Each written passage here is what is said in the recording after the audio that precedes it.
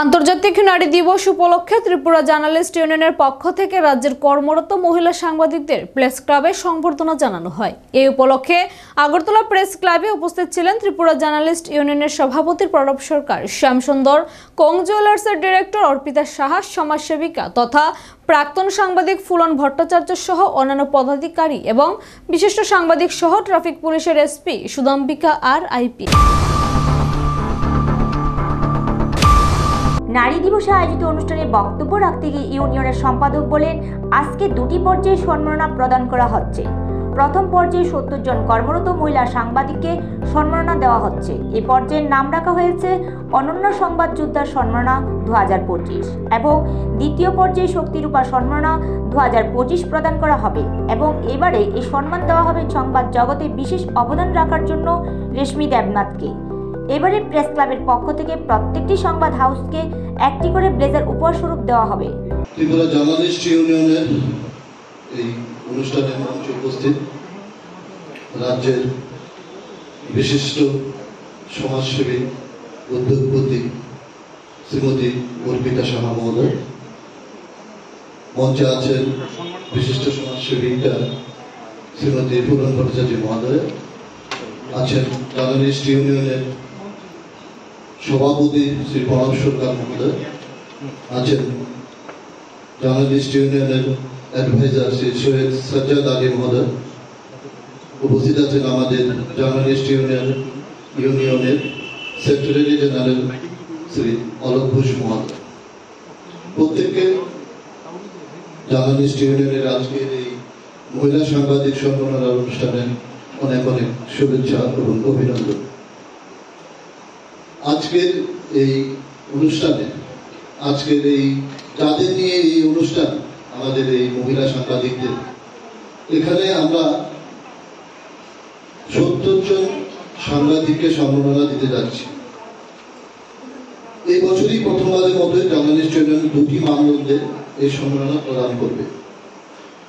প্রথম পর্যায়ে 70 জন মহিলা সাংবাদিককে সম্মাননা প্রদান করা হবে, যার নামকরণ করা হয়েছে অনন্য সংবাদ যোদ্ধা সম্মাননা 2025।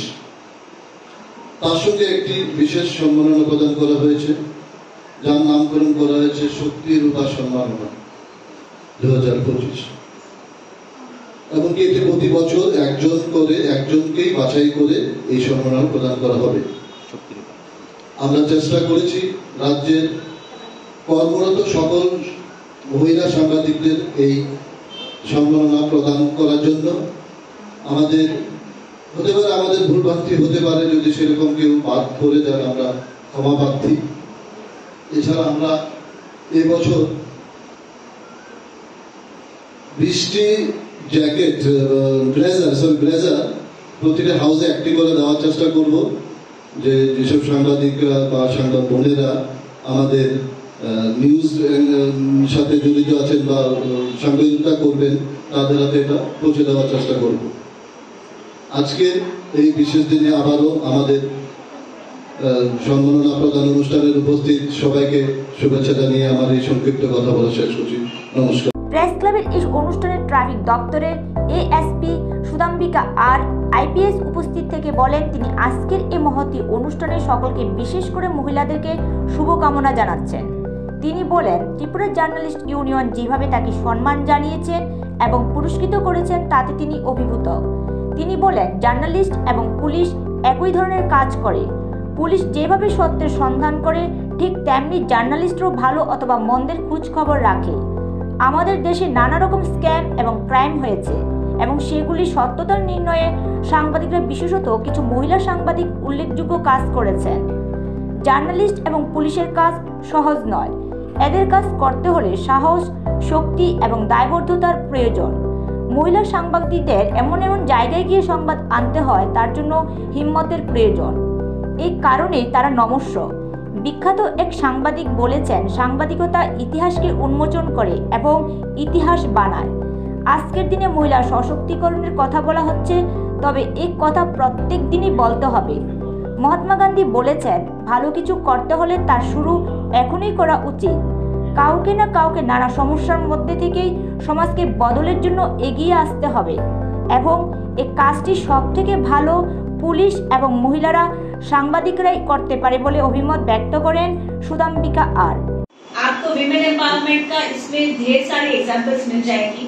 मैं बहुत ही मिडिल क्लास फैमिली से थी। मेरे फादर एक बैंक मैनेजर थे कर्नाटका में, और एक ऐसा क्षण आया था हमारी लाइफ में जो हर एक मतलब आई डोंट नो, बहुत सारे बच्चों को अच्छा घर मिलता है, सब कुछ ठीक ठाक होता है, बट कुछ बच्चों को बहुत चैलेंजेस फेस करने पड़ते हैं। तो मेरे बचपन से ही मैं बहुत सारा चैलेंजेस को फेस करती आई हूँ।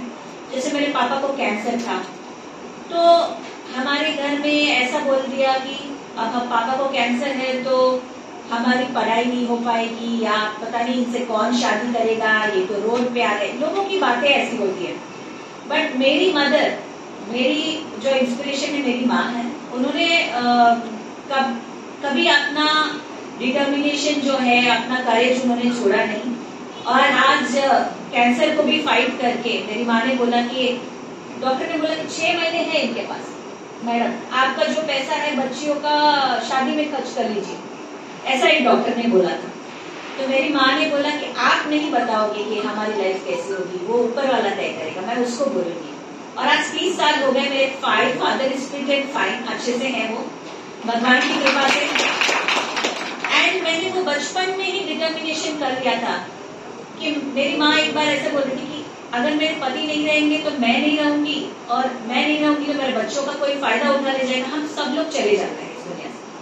मैंने बोला माँ मुझे पढ़ना है, मुझे कुछ करना है यार, मुझे डॉक्टर बनना है। तो माँ ने फिर बोला, इतने रोते हुए मेरे मामा को बोली इसको बहुत पढ़ाना, इसको कुछ बनना है लाइफ में, इसको कुछ करना है, तो इसको जरूर कुछ करना। तो उस टाइम से मेरे में जज्बा था कि मैं कुछ करूं लाइफ में, कुछ ऐसा करूं जिससे मेरे माँ बाप मेरे से मतलब मेरे लिए प्राउड फील करें। मैंने ऐसा ठाना था जब मैं 6th स्टैंडर्ड की थी, और जब मेरी शादी हो गई तो मैं इलेक्ट्रॉनिक्स इंजीनियर बनी, और मम्मी पापा ने बोला कि आप हमारे पे बोझ हो, शादी कर लो। मैं नहीं कर रही थी, मुझे नहीं करनी थी शादी, मुझे आगे पढ़ना था, मुझे यूएस जाना था, मास्टर्स करना था इलेक्ट्रॉनिक्स में, आप शादी कर लो। নিজস্ব প্রতিনিধি রিপোর্ট, এশিয়ান টাইমস।